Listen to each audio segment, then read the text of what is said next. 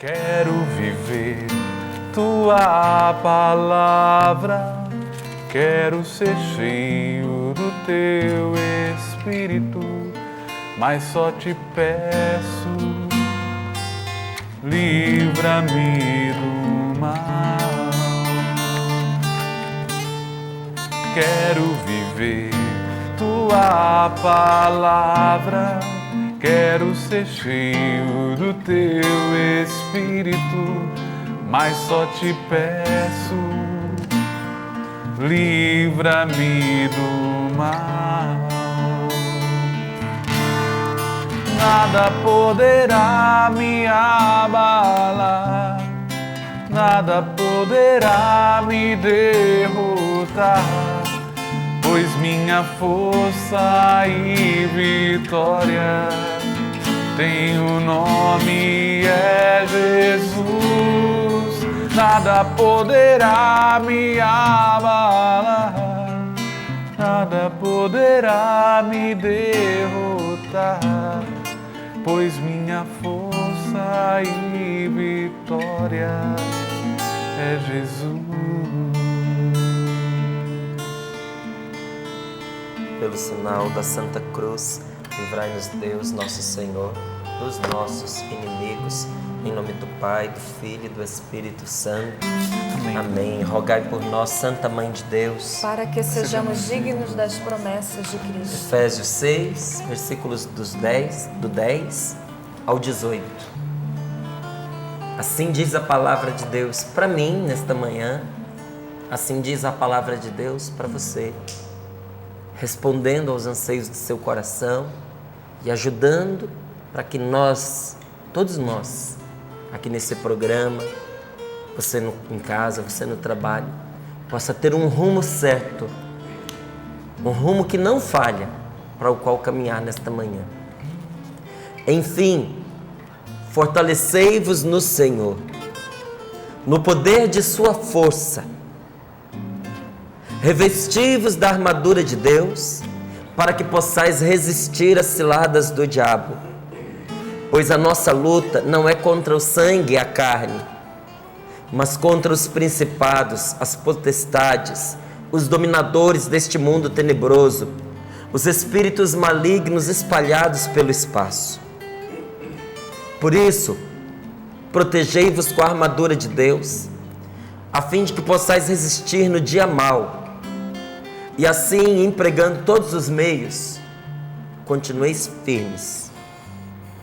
Ficai, pois, de prontidão, tendo a verdade como cinturão, a justiça como couraça e os pés calçados com o zelo em anunciar a boa nova da paz. Em todas as circunstâncias, empunhai o escudo da fé, com o qual podereis apagar todas as flechas incendiadas do maligno. Enfim, ponde o capacete da salvação e empunhai a espada do Espírito, que é a palavra de Deus.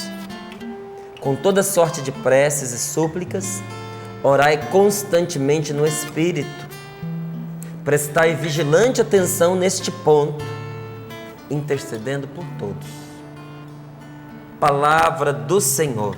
Graças a Deus. Graças a Deus. Enfim, fortalecei-vos no Senhor e no poder de sua força. Para a gente entender esta palavra, vale muito a pena aqui uma comparação. Você tem duas crianças na escola, estudando. E as duas são vítimas daquelas brincadeiras, daquelas maldades, daquelas pegadinhas, e às vezes de uma violência direta mesmo, da parte dos colegas. Muitas vezes nem chega a uma agressão física considerável, mas a vexação, não é? Os maus tratos emocionais, psicológicos são grandes. Essas duas crianças começam a chegar em casa muito tristes, são famílias diferentes e os pais resolvem tomar uma medida. Um dos pais diz assim: eu não vou permitir que isso aconteça com meu filho. E ele vai na escola, ele conversa com a professora, ele conversa com a diretora, ele chama a atenção dos meninos que fizeram isso com o filho, e ele passa a levar o filho na escola, e as coisas melhoram. Aí a hora que ele começa a descansar um pouquinho, porque as coisas melhoraram, ele para de levar o garoto na escola, não é? Desde o momento que ele interviu, as coisas vão ficando mais tranquilas, daqui a pouco começa tudo uma outra vez. E ele não pode estar sempre levando o filho, então ele arruma uma outra pessoa, não é? Tem gente que vai buscar, tem gente que vai levar, e o garoto fica sempre debaixo daquela coisa, né? Daquela taxação.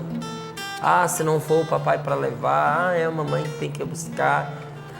Mesmo que ainda não existam, mesmo que já não existam os maus tratos, aquela situação de humilhação, ela perdura. Na outra família, o pai vivendo o mesmo problema, o que ele faz? Ele começa a ajudar o seu filho a aprender a se defender.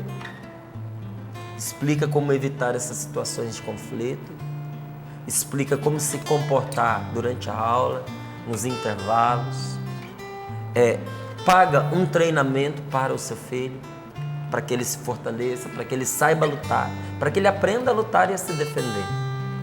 A ideia é fortalecer, não para promover a desforra, a vingança, a briga. A ideia é ser forte para manter a paz.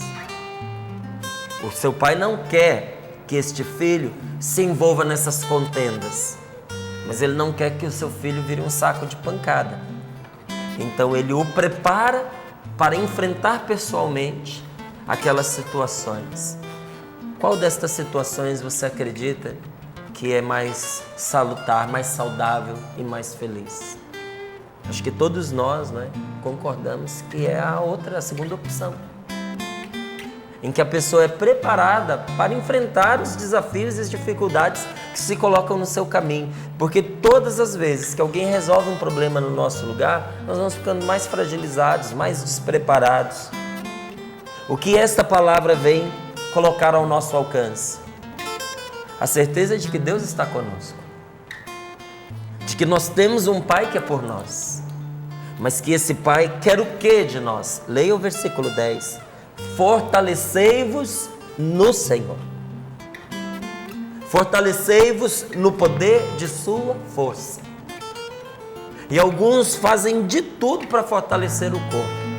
Ainda mais se a pessoa sofre um acidente, não é? E fica ali durante um tempo prostrada e sem se exercitar.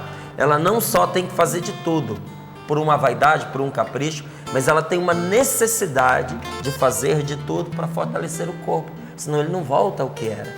Há pessoas que fazem de tudo para fortalecer o corpo, mas não fazem nada para fortalecer o seu espírito. E olha, o espírito é mais forte do que o corpo. Tanto que quando nós estamos frágeis espiritualmente, o corpo adoece. Quando uma pessoa está muito, quando uma pessoa está muito frágil emocionalmente, eu nem preciso ficar aqui citando as enfermidades psicológicas que vão entrando por essas brechas de fraqueza na vida da pessoa. Mas o contrário também é verdadeiro.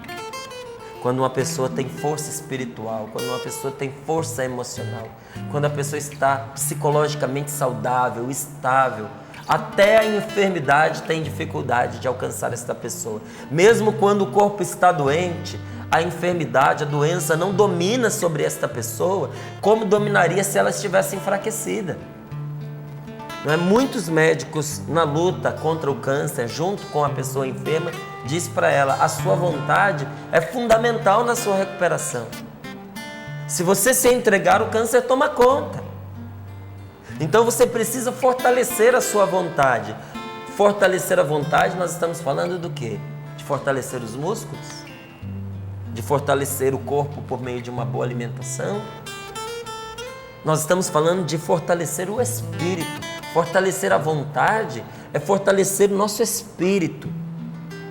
Quanta gente passa por privações, por regimes, por caminhadas, por exercícios. Quanta gente acorda cedinho, está fazendo sol, Tá ela lá correndo, tá fazendo frio, não tem problema. Coloca um moletom, coloca um agasalho e vai correr na mesma. Porque é preciso manter a forma do corpo. Se nós temos tanto cuidado assim com o nosso corpo, que um dia vai deitar sobre o pó e vai ser, como diz a Sagrada Escritura, pasto da decomposição, pasto dos vermes. Com que zelo, com que carinho nós não devemos tratar o nosso espírito, que não morre, que é eterno, e que ninguém engane você nessa matéria. É porque a gente vive no meio de muitas teorias hoje em dia, e algumas teorias são muito confusas e, por que não dizer, perniciosas, malvadas, malévolas. Não é que ninguém te engane nisso. Se uma pessoa tem um espírito fraco, ela é facilmente enganada. Uma pessoa que não se fortalece espiritualmente, ela é vítima de toda espécie de mentira. É vítima de toda espécie de engano. Por isso, nosso Senhor está dizendo a nós agora. Por isso a palavra de Deus diz a mim, quer dizer a mim no íntimo do meu coração. Não quer falar ao nosso ouvido, quer falar no íntimo da sua alma, que é preciso que a gente se fortaleça, mas que a gente se fortaleça no Senhor. Nós precisamos buscar forças para viver, precisamos buscar forças para viver em tudo que é necessário para nós. Mas olha, o alimento é indispensável para a saúde e para a vida do corpo. Mas de que adianta ter a vida no corpo se a gente está morto por dentro? Se a vida se tornou para nós um cansaço só, uma lamúria só, porque a gente perdeu a vida da alma. É preciso fortalecer o nosso corpo, sim, e ter todo o amor com ele, porque ele é um presente de Deus para nós e é templo do Espírito Santo. Mas nós precisamos nos fortalecer espiritualmente no Senhor. E para que a gente não tivesse dúvida, depois de ter dito, disse de novo: fortalecei-vos no Senhor, e quase que repetindo a mesma coisa diz: no poder de sua força. Não só o que nós devemos fazer, mas com o que nós devemos nos fortalecer. É para a gente se fortalecer em Deus? É. Aonde? No poder de sua força. Você pode tranquilamente substituir aí esta frase, sem mudar a Bíblia, sem tirar dela uma letra, como diz o Apocalipse, trocando-a por Espírito Santo. Nós devemos nos fortalecer no Senhor, no poder de sua força, isto é, no poder do Espírito Santo. É de Deus que vem a nossa força. E como é que a gente se fortalece?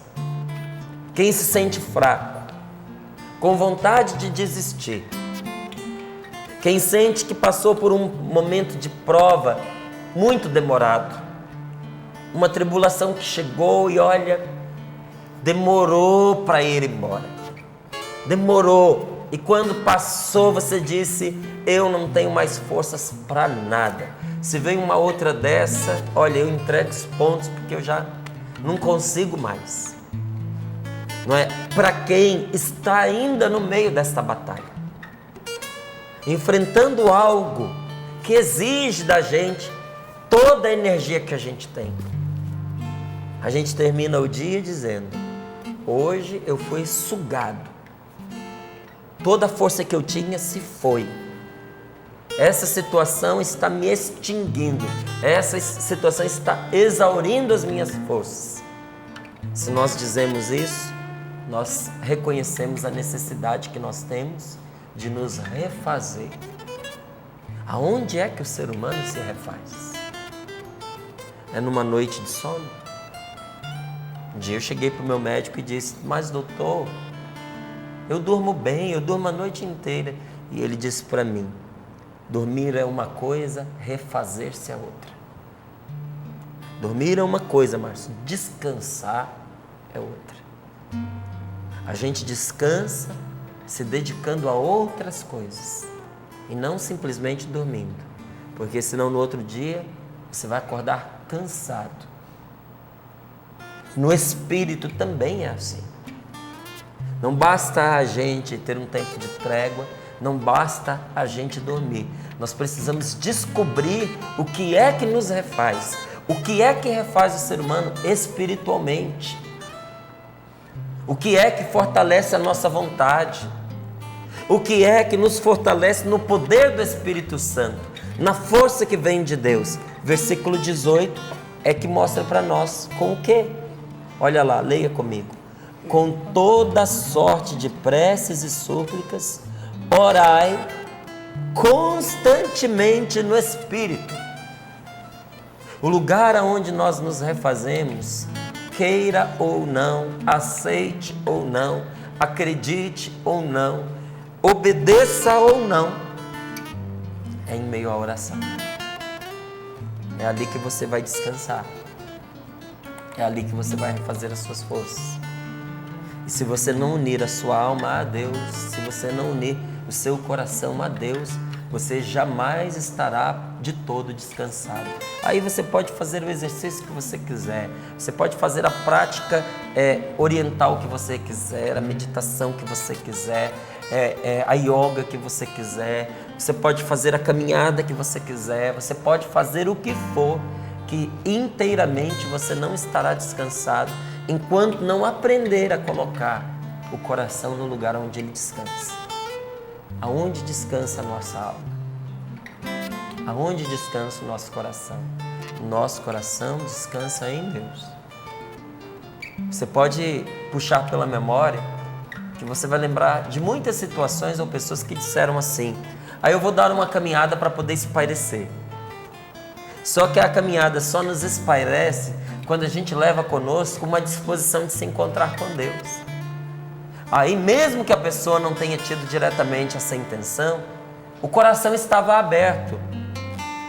Então ela encontra paz num passarinho que canta, numa árvore que oferece abrigo, num caminho que nos permite estar ali a sós com nós mesmos e com Deus. E o Espírito vai rezando com a natureza.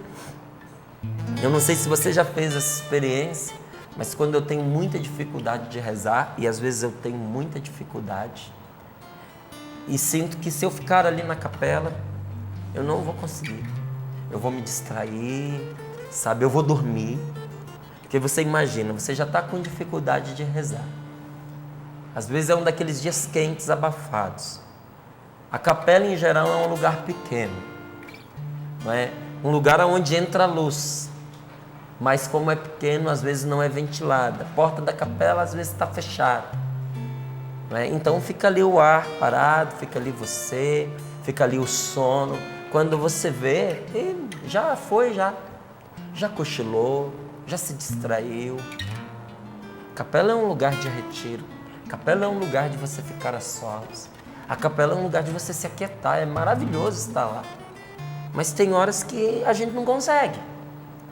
Eu pego e vou rezar com a natureza.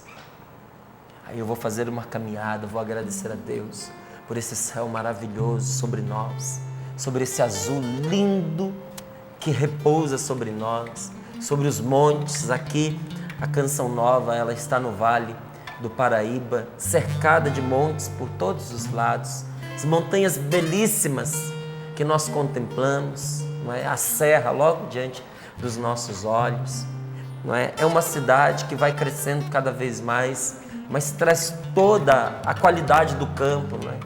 A gente ouve as ovelhinhas de longe, né? A gente ouve o gado, muitos passarinhos. Então, você vai rezando com a natureza, você vai rezando com a grama, com o mato, com aquele cheiro de relva. Gente, que coisa gostosa! E ali a gente refaz a nossa alma. Mas quando a pessoa diz assim: eu vou fazer uma caminhada para espairecer, e leva como companhia só as preocupações, só os problemas, só as tensões, ela não descansa. Eu fui fazer uma caminhada, assim, eu ia para um lugar, eu ia fazer uma refeição. e é no alto de um monte. E sempre que eu vou para lá, eu vou devagarinho, eu vou com calma, que aí eu vou rezando, né? E eu fui com um amigo meu, e ele gosta de conversar, e eu também gosto, e a gente é inflamado nas ideias, né? E daqui a pouco um diz uma coisa, outro diz outra, e a gente pensa muito rápido. Quando nós vimos, a gente estava andando na velocidade que a gente estava pensando, a gente subiu o morro, mas num pique que você não tem ideia. Chegamos lá em cima, cadê o descanso? Cadê o relaxamento? A gente levou o trabalho junto.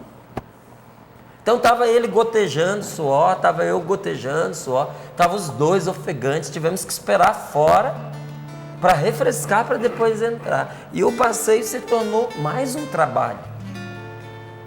Então, se a gente não reza, se a gente não sabe parar para ter um encontro com Deus, até aquilo que era para ser um momento de descanso, se torna para nós mais uma atividade que exige de nós. Aonde nós encontramos o nosso repouso, aonde a gente refaz as nossas forças. Quem está fraco perguntando, aonde eu posso refazer as minhas energias? Versículo 18, com toda sorte de súplicas, orando constantemente no Espírito Santo de Deus. Porque a nossa força nasce da intimidade com Deus.